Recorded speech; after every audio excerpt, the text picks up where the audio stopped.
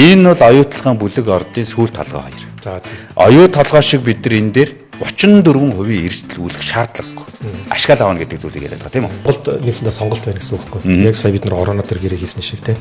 Энэ мэдээлэлээр оюутлахаа төслөөс Монгол улс дахиад ашиг хүртэх боломж байна штэ гэдэг зүйлийг яриад байгаа мó. Эсвэл зарим хүмүүсийн шүүмжлээд байгаатай адилхан улс төрийн оноо цуглуулад байна уу энэ сэдвэр? Он трейдер болж байгаа баялагын энэ ардаа 20-80-аар та ингээд 80% нь оюутлахаа 80% нь оюут толгой, он трей болохоор 20%. Тийм. Оюутлахын гэрээг аваад утсан ч гэсэн энэ жишээлбэл хоёр компанитай хоёулаа хамтдаа гэрээг хийхдээ ч гэсэн Монголын төлөйг орхиж байгаа нь яаж зүйл шудраг байгаа юм. Өнөөдөр энэ 120 цалуутай парламент шал хөөш. Өнөөдөр бид нэр одоо Rio Tinto-той нэг хилцэл дээр сууя гэхэд те. Одоо нэг ширээний хоёр тал сууя гэхэд бид нар боловсрлоор дутахгүй ш.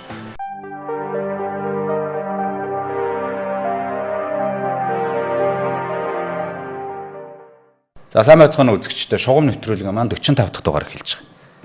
Би өнөөдөр улсын их хурлын гишүүн Батнайрамлыг урьж оролцуулж байгаа. Урилга авч ирсэн танд баярлалаа. За хүрсэнд баярлалаа. Та өчигдөр үндсэндээ тэрнээс өмнө ч гэсэндээ ерөнхий сайдад нэг асуулга шүгэл үлээчлээ. Нийгэмд бас нэг сенсац тарьчлаа гэж үзэж байгаа. Яагаад тэгэхээр оюутлахын үндсэн ордын Хьюго хойд тэ болон Хируга гэсэн энэ хоёр ордын ашиглалтын лицензийг эзэмшдэг Онтро гэдэг компани тэ Rio Tinto-тай одоо 80-20% харьцаатай ашиг хуваах. Одоо баг таны хэлж байгаагаар бол баг нууц гэрээ байгуулсан байна. Гэл та мэдээлэл ичлээ л дээ. Монгол улсад өгөөж ашиг нь тодорхойгүй байна. Энэ хоёрын гэрээнээс гэл.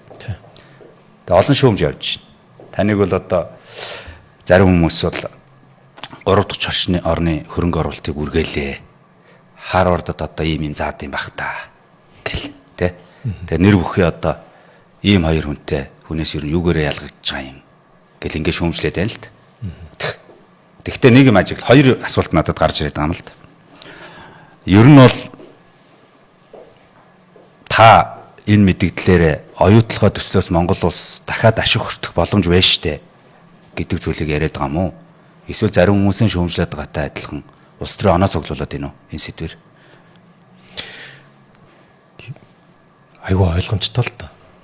Оюу толгой дээр ингээд 16 жил гарч ирээгүй маш том үйл хэмжээний нар гарчлаа. Энийг Монгол улсын эрх ашигын төлөө Монголын тал энэ дээр алхам хийж л гэж. Оюу толгой одоо Монголын сор улсын стратегиуд мөн шүү дээ. Мөн. Тэгэхээр бид нар хуулиа хэрэгжүүлж л гэж. Үндсэн хуулийн 6-гийн 2-т заасан. Стратегиуд ашиглахдаа нийт өгөөжийн дийлэнх нь Монголын тал. За ашигт малтангийн хуулийн дээр ч гэсэн стратегийн орд бол за хувийн хөвшил хайгуулын хийсэн бол 34 байна. Эсвэл түүнтэй одоо дүүцгүүц амнаатар орлуулах. Энийг л хэрэгжүүлэр хичээ гэж байгаа юм л та. Тэр pop элдв янзаар дуудах тэр ерөөсөө чухал биш ээ. Зүгээр л би улсын хурлын гишүүн бол сонгогдоход одоо надад ганцхан одоо үйлчлэгч байгаа шүү дээ. Энэ бол ард түмэн шүү дээ. Тэ одоо олон нийт бидний өмнөөс гаргаад бидний төлөө шийдвэр гаргаад өгчээл гэсэн. Тэгэхээр миний хувьд бол яг энэ оюу толгой төрийн боломж гарч байгааг харсан учраас энийг одоо ард түмэнд мэд хэрхээр нь хангах хэрэгтэй. За засгийн газрыг бас шахаж одоо энэ асуудлыг бид нэр одоо Монголын талд хууль хэрэгцсэн хүрээнд зөв шийдвэрлэх ёстой л гэж байгаа. Одоо уншигчид бол магадгүй мэдэхгүй байгаа. Бид нар бол оюутлахын нэг бүлэг ордол гэж бодож байгаа шүү дээ. Гэтэл одоо бид нэг ийм зураг үлдсэн. Одоо энэ гол их бол оюутлахаа гүний урхай ажил явагдаж байгаа тий. За нөгөө Онтрогийн чи эзэмшдэг Хируга. За зөв. Ард одоо тэр харагдаж байна л дээ. Нөгөөх нь бол Хьюго Норт уу юу? Нөгөө нэг ашиглалтын лицензтэй хэсэг нь одоо энэ хэсэг харагдаж байна. За зөв. Тэгэхээр энэ ийм учиртай бол бид нар оюу толгой гэж байгаа тийм. Тэгэхээр оюу толгой энэ бол ингээд газрын гүнд байгаа одоо зис алтныхаа нөөцөөр үү тийм. Одоо дэлхийн хэмжээний орд. Утгагүй дэлхийн одоо 4 том одоо алт зис үйлдвэрлэгч одоо ордуудын нэг зүйлсээр болох юм. За тэгэхээр энэ яг одоо та энэ улаан зураас байна шүү дээ. Энэ улаан зураас одоо тэр ашигт малтмын тусгай зөвшөөрлийн хилийн цагийг тодорхойлж байгаа байхгүй юу? Оюутлахаа төслийн оюу толгой. Ерөөсөө энэ ингээд тэр чигээрээ оюу толгойн бүлэг орд. За энэ бол ингээд өмнөд оюу, энэ бол ингээд нөгөө ил урхаа. Ил урхаагаад ингээд явцсан. За тэгээд тэр өмнөд Хьюго, тэгээд хойд Хьюго гэдэг энэ үргэлжилж байгаа том бүлгүүд төр байна тийм үү. За энэ бол жинхэнэ өрмөн нөхгүй юу? Жинхэнэ өрөм эндээс ингээд үргэлжилж байгаа. За тэгтэл ингээд тэр улаан шугам ингээд татсан байна да хөндлөн улаан шугам. За тэр улаан шугамын наадалт нь болохоор энэ оюу толгойн 3 лицензийн нэг тий. За тэр улаан шугамаас цаашаага болохоор Ontre HHK гэд компани эзэмшилт байгаа шивэ толгой лицензийн эзэмшил баггүй. Тэр оюу толгойн тэр өрөм болсон тэр одоо Hugon тэр бүлэг хүдэр байна тийм үү. Тэр хүдрийн эц төгсгөл нь яг тэр шивэ толгой гэд Ontre компани лиценз рүү орчиж байгаа байхгүй. Тэгэхээр энэ бол тэгэхээр ондоо Ontre HHK гэд ондоо компани лиценз дээр энэ хүдрийн үргэлжлэл гараад ирж байгаа. За энэ бас нэг хүрээ тогтоосон улаан шугам байна тийм үү. За энэ бас нэг дор харж байна тийм. Энэ бас газрын гүнд байгаа. Хируга гэд ордог. За энэ Хируга ордын энэ хараа дийлэнх хэсэг нь энэ жавхланд гэд энэ жавхлан лиценз байхгүй.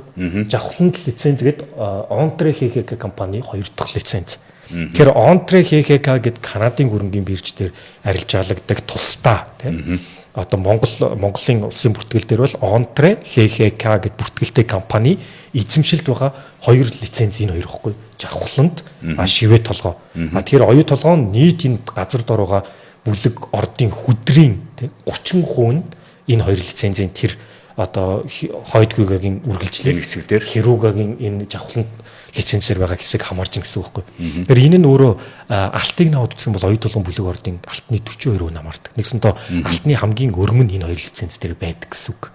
За нийт зэсийн 24%, мөнгөний 29%, за молибден гэдээ бас дагалдах элемент байгаа. Молибдений бараг 94% нь энэ 2 лиценз дээр байгаа одоо хүдрийн бие дээр нь хамаардаг гэсэн үг. Тэгэхээр ингээд бид нар оюу толгой гэж ярихаар 30% нөөц нь хамаардаг 2 лиценз ондоо Ontre гэдэг Канадын хөрөнгийн бирж бүртгэлтэй компани одоо эзэмшилт бол бүр 2003 оноос хойш одоо 22 жилийн турш угаасаа явчихсан байна. Та тэгээд өчигдрийн хийсэн мэдээлэл дээр Ontre одоо оюутлага Erotionтэй байхаа тий 76 хуудас ийм гэрээ хийцэн байна. Та тэр гэрээг нь харсан юм уу? Харалгүй байх тий. Энэ тэрний юу нацтай тийм заалт мал байгаа байна. За одоо би тэр гэрээг би танд харуулж байгаад ярил л та.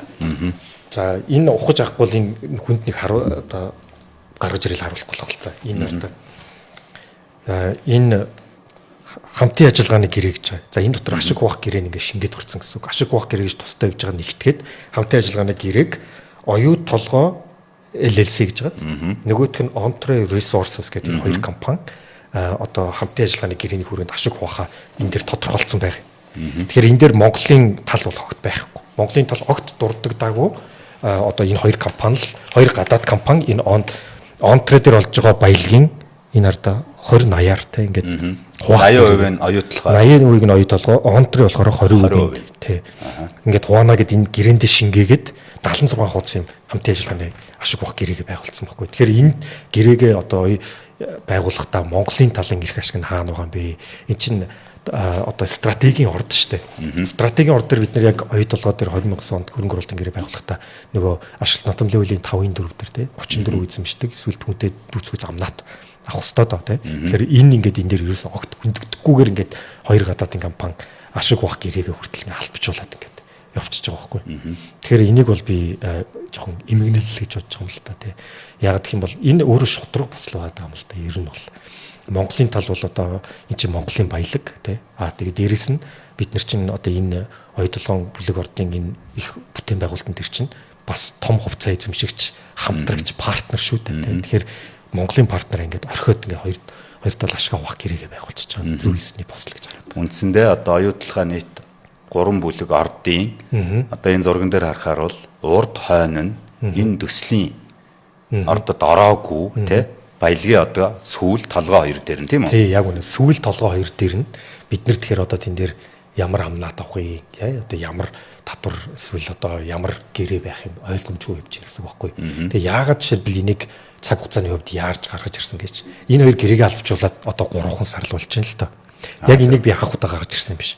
Энэ мэдээ энэ юунаас үүдэлтэй хэрэг энэ 2 компани ч хоорондоо маргаантайсан байхгүй. За тийм байлээ. Тийм. Тэгээд 2022 онд одоо Ontre энэ гэрээгээ албажуулахгүй болохоор нь оюу толгойг одоо арбитрийн шүүхт Канадад төгсөн баг. Канадын шүүх тэгээд 2-3 жилийн процессын дараа энэ 2024 оны 12 сарын 19-нд албан ёсоор Ontre-гийн талд шийдвэр гаргасан баг. За энэ гэрээгээ албажуулаа. 2004 оноос хойш албажихгүй, гар үсэг зурагдахгүй эцлэгдэхгүй яваадсан байна албажуул гэдэг. Тэгэн гут эднэр яарал сандрал гаргаад ирчихэж байна л да. 3 сарын өмнө албажуулчих юм уу тэгээд арбитрийн шүүхийн дагуу. Арбитрийн шүүхийн дагуу албажуулчих байгаа. Гэхдээ энэ 2004 онд анх байгуулж байхдаа бол Монголд нөгөө стратегийн ордоо тодорхойлог байсан. Аш дүнтмлийн хуулийн стратегийн орд гэдэг концепт тусаагүй үе байсан байхгүй. Тэрнээс ч хойш маш олон үйл явдал өрнөөд бид нэр стратегийн ордоо гаргаж ирээд үндсэн хуулиндаа тусгаад аш дүнтмлийн хуулиндаа тусгаа авчлаа штэ. Тэгэхээр Монголын зөв ёсны эрх ашиг аль сүүлийн 20 жил орж ирэх нь ойлгомжтой болсон байсан байхгүй. Тэгэхээр тийм учраас Монголын эрх ашигыг яг энэ дээр орхичвол гэж байгаа юм л гэж байна. Таны өчигдрийн мэдээлэлд бол ингэж хэлээ. Одоо онтрогийн эзэмшлийн ашиглалтын лицензэд энэ хоёр талбай руу бол 2025 он энэ оноос эхлээд олборлолт эхлэх гэж байна. За олборлолт бол одоо мөнгө юм аа. Тэ? Тэгээд одоо Монголын эрх ашиг чухал байна. Яг би бас өөрөө чи ярилцлаганд орчод уншиж үзлээ. Хьюго Норт руу бол 2024 оноос эхлээд гүний уурхай ажил нь бол эхэлсэн яваа гэдэг мэдээлэл байна. Хьюго руу бол ирээдүйд л ашигланаа гэдэг юм байна. Тэгэхээр энэ миний мэдээлэл зөв үү? Эсвэл таны өчигдөр хийсэн мэдээлэл зөв юм уу гэж асуух та. За зөв. Яг бүхэлдээ бол зөв л дөө. Хьюго бол энэ өрөөсөө гар хүрээгүй те.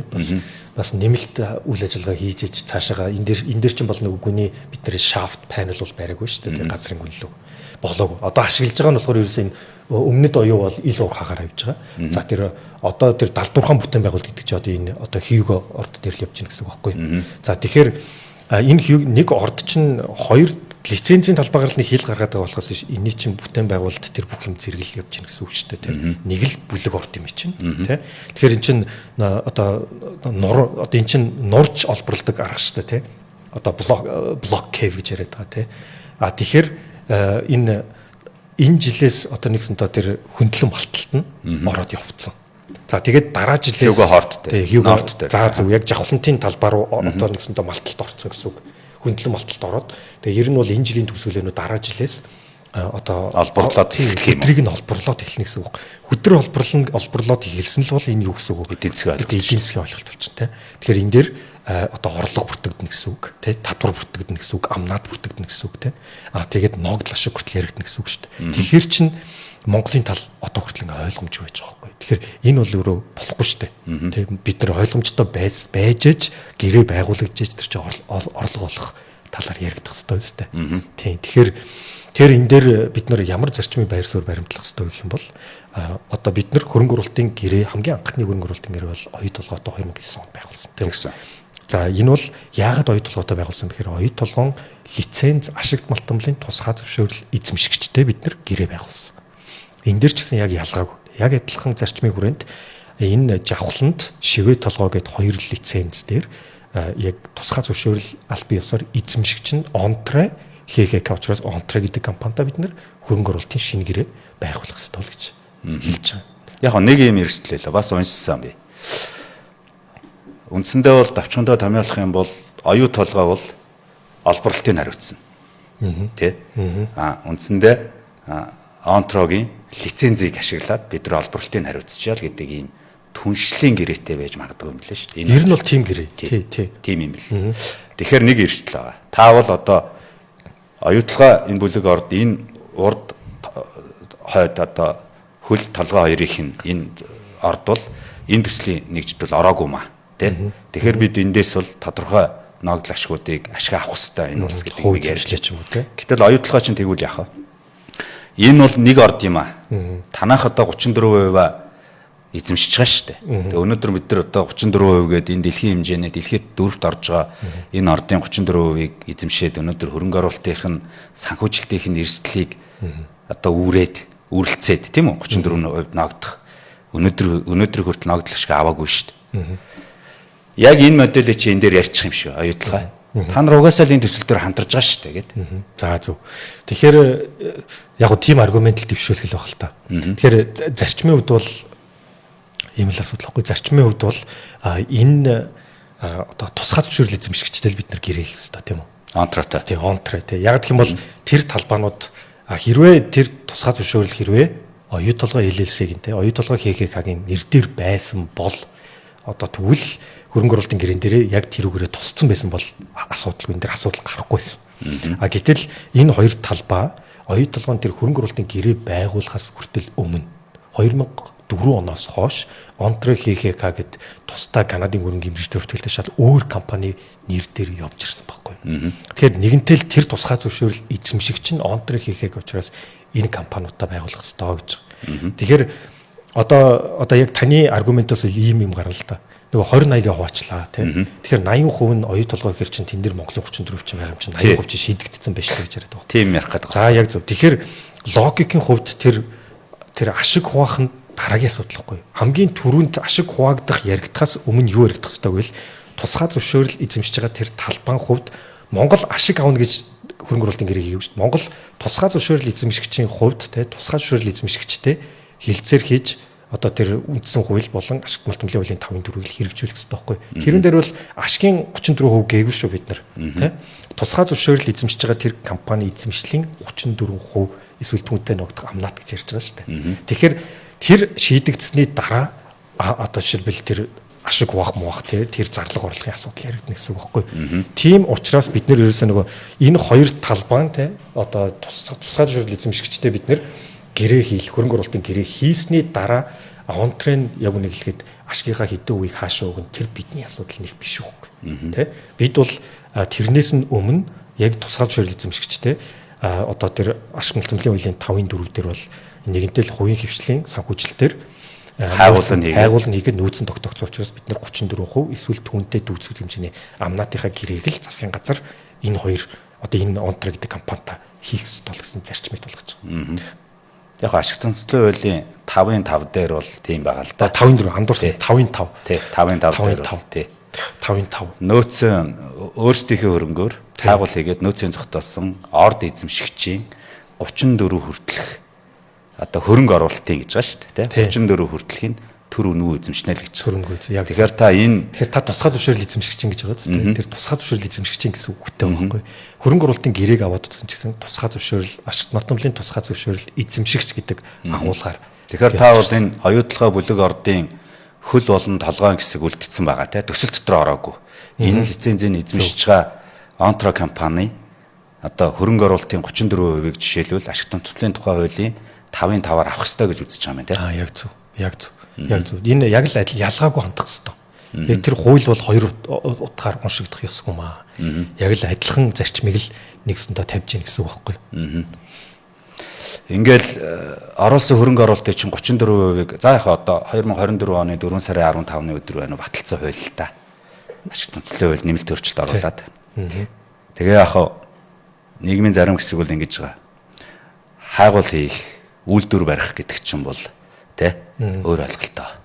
Тэгээд үйлдвэр барьлаа хөрөнгө оруулагч өөрхийн мөнгөөр тэрнийх нь 34% чинь авнаа. Улс үнгүй гэж байгаа ш хөр хуулийн дээр тэ. Үн төлбөргүй авнаа гэж. Тийм байна. Үн төлбөргүй авнаа гэдэг бол энэ байгалийн чинь баялаг одоо газрын дор байгаа тэ байгалийн бүтц.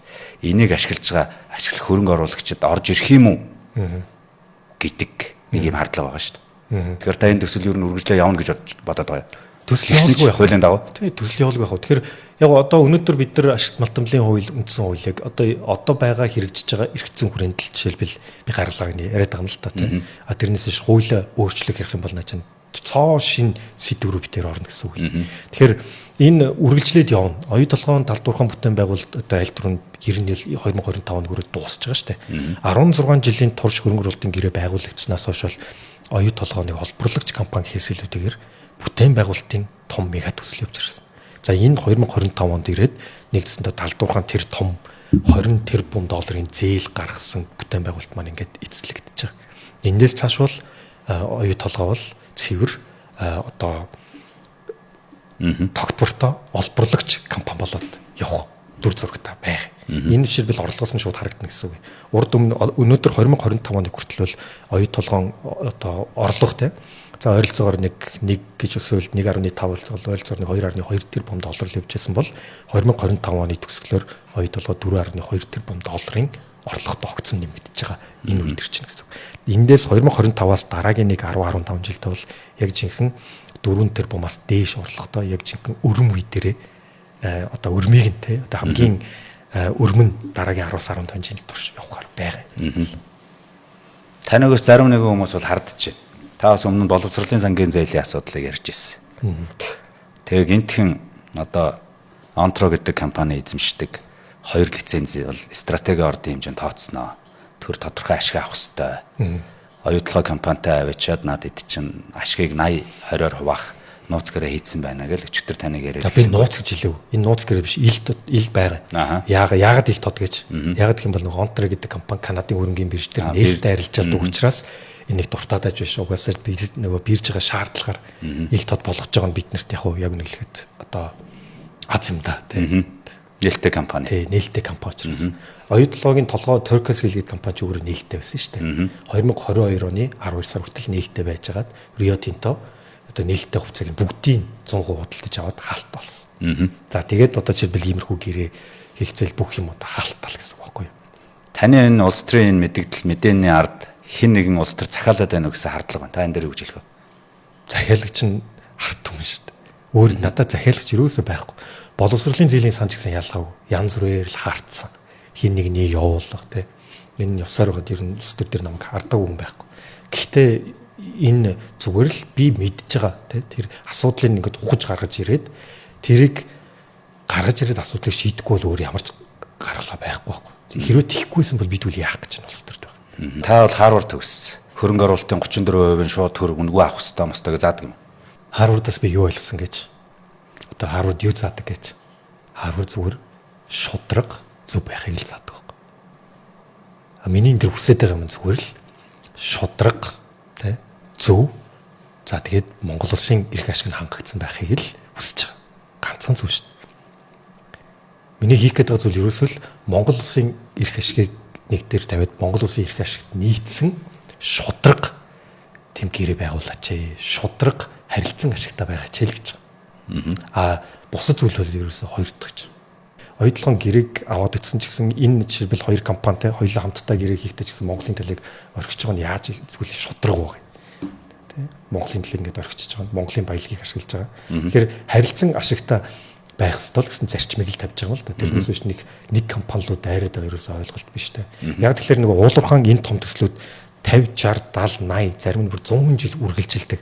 Тэгэхээр урт хугацаанд бид нар хүссэн үсээгөө хамтдаа партнер болж явнаа. Тэгэхээр урт хугацаанд партнер болох ганцхан л зарчим байна.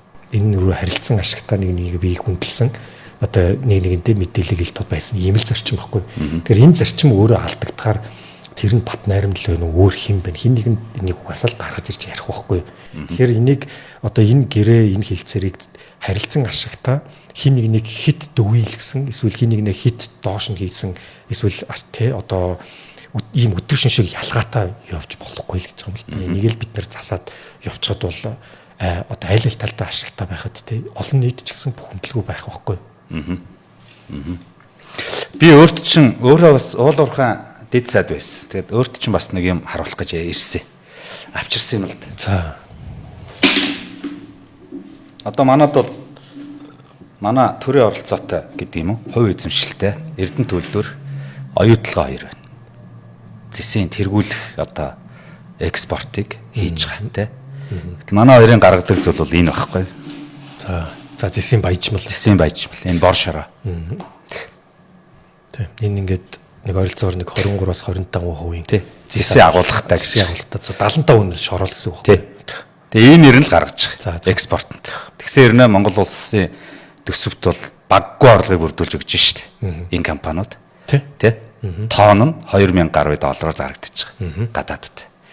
Гэтэл бол хувийн гөвчлүүд жишээлбэл Эрдэнэтийн аваалгыг ашиглаж байгаа хувийн гөвчлүүд катодын зэс үү эцсийн бүтээгдэхүүн цэвэр зэс гаргаж байна. Тэгэхээр би танаас юу гэж асуух гэдэг юм гэхээр та Эрдэнэ төлөвлөр оюутлага хоёрыг баяжуулах үйлдвэрээ бариад эцсийн бүтээгдэхүүн гаргаач гэж хизээ шаардах. Энэ одоо 2020 оны 7 сараас хойш 7 сараас те 2023 оны 1 сар хүртэл би уулуурхаан дицээр ажилласан. За энэ хугацаанд бол жишээлбэл одоо тухайн үед засгийн газар шин сэргээлтийн бодлого гэж те оруулж ирж байсан.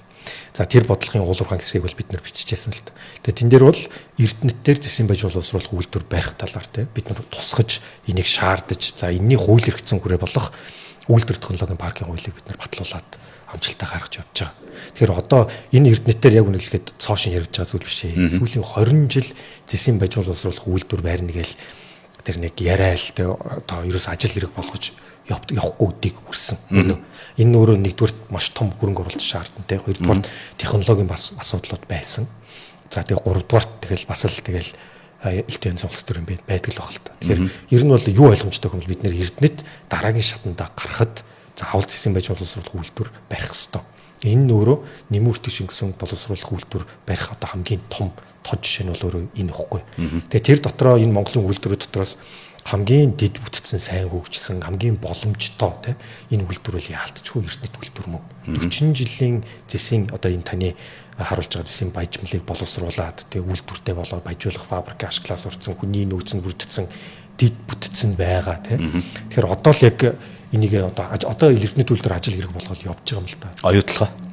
Оюу толгой дээр бол хөрөнгө оруулалтын гэрэн дээр бол зэсийн баяжмал боловсруулах үйлдвэр барих энэ талаар судлах тэзүү боловсруулах гэдэг ер нь бол хаацсан байдаг. Тухайн үедээ нэг одоо зэсийн баяжмал боловсруулах үйлдвэрийн тэзүү хийлгээд тэгээд тэр нэг тийм ашигтай биш тэгээд ер нь бол ингээд цаашаа явах шаардлагагүй маягаар тэр жигтэй ингээд хаагаад ингээд явцсан байдаг. Ер нь бол цаашдаа ч гэсэн бид нар энэ зэсийн баяжмал боловсруулах үйлдвэрийг бодлого хэмжээнд авч үзэхдээ янз бүр үүссэн л дээ. Оюу толгой ерөөсөө эрдэнэт хоёрын одоо энэ баяжмлыг те нэг газар нь эсвэл том зэсийн баяжмал боловсруулах үйлдвэр бариад ингээ явах юм уу эсвэл тусдаа байх юм уу гэд янз бүрийн хувилбарууд одоо мэрэгжлийн хүмүүсээс экспертүүдээс те одоо олон судалгаа авч жагаад тэгээд ер нь бол эрдэнэтийн бол эрдэнэтээрээ байх нь зөв юм аа. Тэгээд оюу толгой бол цаашдаа ч гэсэн олон нэг зэсийн баяжмал боловсруулах үйлдвэр барих юм бол Монголд илүү нэмэгдэх шингэж үлдээнэ гэж. Төсөл дотор ороогүй толгой сүүл хоёрын лицензийг эзэмшиж байгаа Онтро компани одоо удахгүй таны мэдээллээр бол олборлолт нь эхэлнэ гэж байгаа. Монгол улсад бол мэдээд ашигтай байх хэвээр харилцан ашигтай байх хэвээр. Энэ бол зах зээлийн зарчим шүү дээ. Төр одоо онтрог дээрэмдэх гээд байгаа зүйл ерөөсөө байхгүй байх гэж байна. Харилцан ашигтай л явцгаа гэж. Би тэгээд таныг энэ асуудлыг хүндснээс ч хойш юу гэж бодсон гэхээр онтро энэ ч одоо таны мэдээллээр бол олборлолтоо эхэлж байгаа юм байна тий. Та иймэр нь биш эцсийн бүтээгдэхүүн болгож гаргаараа гэдэг шаардлагыг бас тавиараа гэж хэлэх гээд байгаа. Мөн үү? Та тавьж чадах гэж.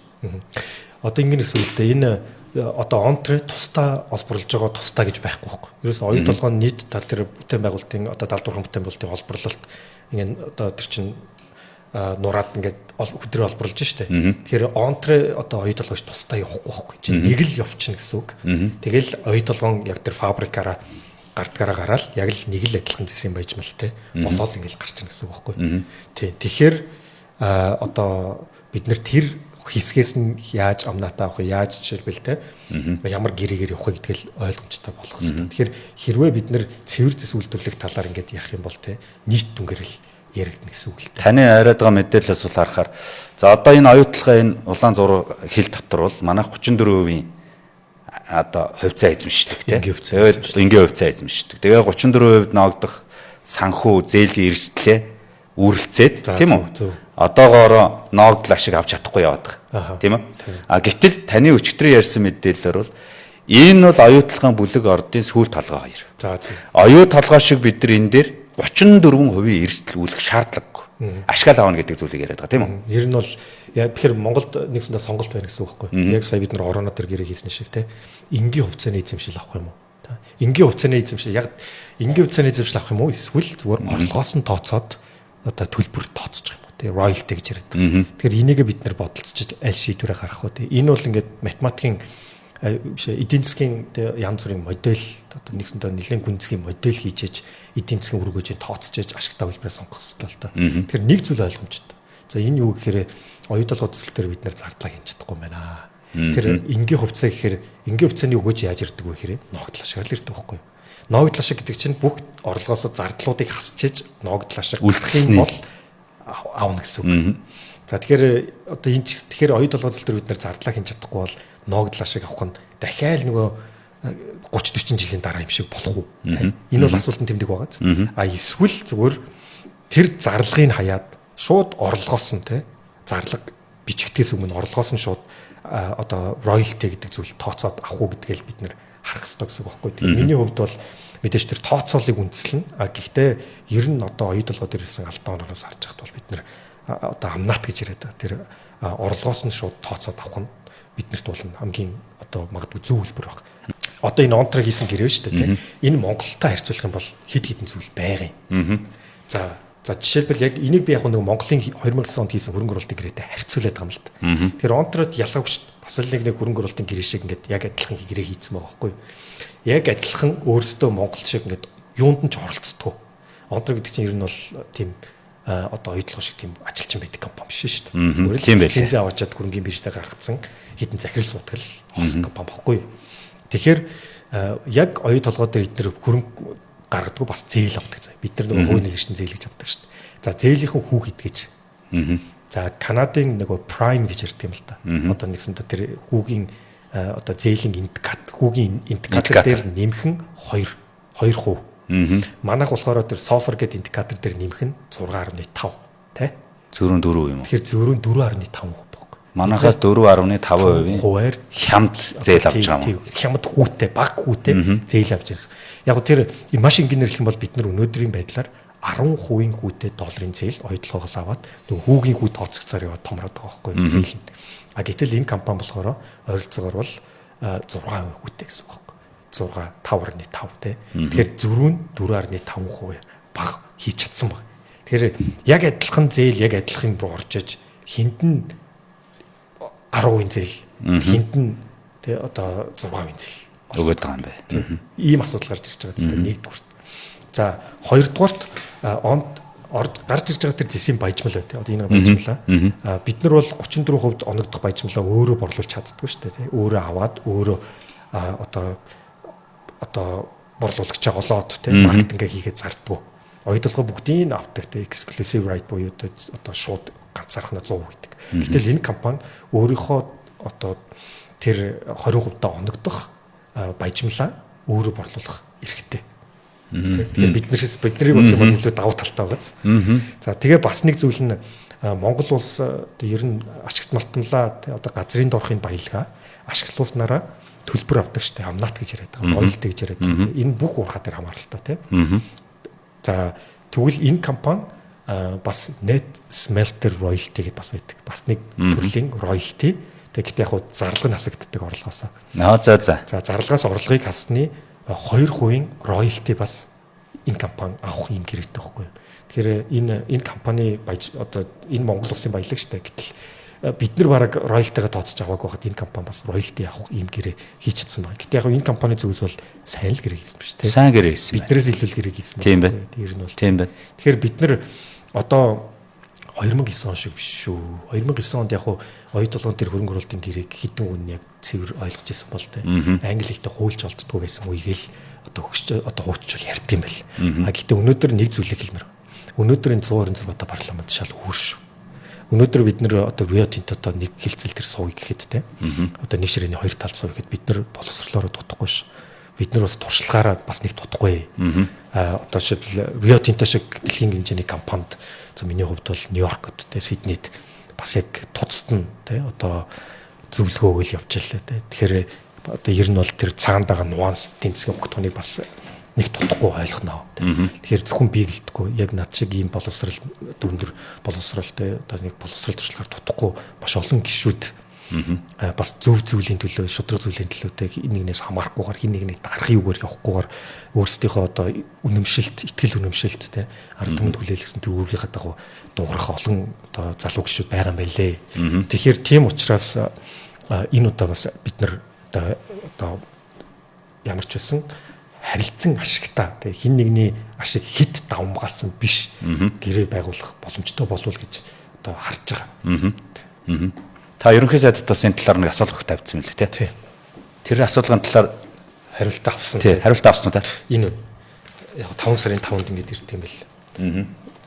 За засгийн газрын хэрэглэх газраас тий одоо миний тавьсан асуултанд ингэж нийтдээ бараг ингэж 10 асуултанд ингэж бараг 35 хуудас бүхий хариулт надад ирсэн байгаа. Ер нь бол нэлийн дэлгэрэнгүй одоо хариултууд бас ирсэн.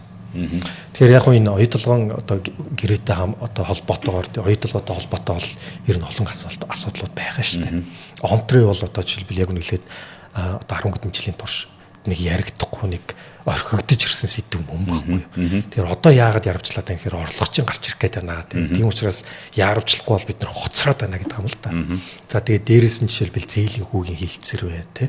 Бид нар чинь хөрөнгө оруулалтын гэрээ за хувь нийлүүлэгчдийн гэрээ гэж бас нэг том гэрээ байгуулсан шүү дээ. Тэр гэрээн дотор нэг залт байг. Тэр нь 13-ийн ёо. Тэр нь юу гэхээр бидний нөгөө 6.5% хүү шүү дээ. Одоо софтвер дээр нэг 6.5% гэсэн хувь нийлэгчдийн зээлийн хүүг 7 жил тутам бид нар дахин авч хилцэх эрх биднэрт гэрээн дээрээ тусцсан байхгүй. Тэр 7 дахь жил нь хизээ гэж энэ жил байхгүй. Тэгэхээр бид нар энэ зээлийн хүүгээ дахин авч хилцэх энэ эрхээ эдлээд засгийн газар оюут толгойтой Рио Тинтото одоо хилцээр ихэд тэр зээлийн хүүгээ бууруулах шийдвэр бас гаргах хэрэгтэй. Энэ нь бол яг үнэ хэлэхэд би бол харилцан ашигтай гэж харж байгаа. Зөвхөн Монголын тал ашиг гэхээс илүүтэйгээр яг гэх юм бол оюут толгойн одоо би банкирийн хувьд хэлгээд те энэ оюут толгойн компани санхүүгийн бүтцийг нь би банкирийн хувьд одоо дүгнэлт хэлээ л да те маш энгийн дүгнэлт юу гэхээр нийт санхүүжилтийн те энэ одоо монголоор бол өр орлогын харьцаа гэж хэлдэг. Өөрийн хөрөнгөний харьцаа гэж харьцаа байдаг юм л да. Тэр компани хэр их зээлийн дарамттай ер нь байна гэдгийг харуулдаг харьцаа байхгүй. Олон улсад бол бид нар бүх компани дээр л авч үздэг. Энэ харьцааг аваад үзэх юм бол одоо борлуулалтаа 5 дахин үржсэн хэмжээний зээл. Эсвэл өр орлогын харьцаа нь баг 20-80 гэсэн одоо капитал бүтэц гэж ярьдаг capital structure буюу нэгсэндээ хит дээл зээлийн дарамттай компани структур байна. Урт хугацаанд явхад тэгэхээр энэ зээлийн асуудал бол энэ компаниг дандаа доош татна. Тийм учраас энэ restructure гэж байгаа. Одоо дахин бүтцийн өөрчлөлт хийж зээлээ ямар нэгэн байдлаар бууруулах, зээлийн хүүгээ бууруулах зайлшгүй шаардлага байна. Ингийн бол энэ компани бүтц нь зөв болоод ирэхээр бүх хувьцаа эзэмшигчтэй зөв шийдэл болоод явах байхгүй. Таны ерөнхий сайдад тавьсан асуулгад дотор яаралтай хилцээрт ор гэсэн байсан. Тэгээд засгийн газар хилцээрт орох гэж юм. Онтротой. За миний ойлгож байгаагаар бол засгийн газар оюут толгойтой хилцээр ингээл ингээл сүүлийн хэдэн жил хийгээл яваад байна л да. Хийгээл ингээл тус-тустай. Одоо миний ойлгож байгаагаар татварын асуудал нь сангийн яам дээрээ тий. За тэгэл одоо энэ онтротой одоо холбоотой нь одоо сая засгийн газар хэрэглэх газар руу очиж байгаа шүү байна. Гэл энэ бүлэг асуудлууд байгаад байгаа байхгүй. За тэгэхээр энийгээ уулна нэгтгэж одоо усын хурлаар оруулж ирэх нь бол зөв л дөө. Тэгэхээр энэ онтре нэгэнтээ энэ одоо 25 онд шийдэхгүй бол зайлшгүй шаардлагатай үүнийг ашиглаад одоо нэгсэнтэй энэ тэр нь цоошин гэрээ байгуулах байх уу одоогийн хөрөнгө оруулалтын гэрээгээ те нэмэлт өөрчлөлт маягаар оруулах уу тэргээ шийдлээ гаргаад яралтай ороод ирээсэй л гэж юм л та. Тэгэхээр энэ бол өөрөө ашигт малтамлын хуулийн 8-1-ийн 7-д заасан хэрвээ одоо стратеги ач холбогдол бүхий ордын төрийн хувь хэмжээ өөрчлөгдөж байгаа тохиолдолд энэ материал гэрээ хийж байгаа тохиолдолд улсын хурлын бүрэн хэрэгтэй юм уу? Тэгэхээр засаг яралтай хилцээр эзлээд улсын хурлд орж ирж батлуулах хэрэгтэй л гэж байна. Ер нь та цаг хугацааны хувьд хэмжихэд ер нь хизээ эзлэгдчих бол. Ер нь энэ жилдээ багтах хэвээр. Тэгэхээр чи одоо энэ хаврын чуулганд уулын багтчихсан. Хаврын чуулганаар бид нэр хаврын чуулганд дуусгаас өмнө те одоо үндэсний баяраа эхлэхээс өмнө энэ асуудлаа ингээд шийдээд авчих юм бол яг үнэлэхэд олон нийтийн ч гэсэн магнант энэ шүү. За. Урилга авч ирсэнд баярлалаа танд. За баярлалаа. Дэлгэрэнгүй сайн мэдээлэл өгөл. За баярлалаа. За.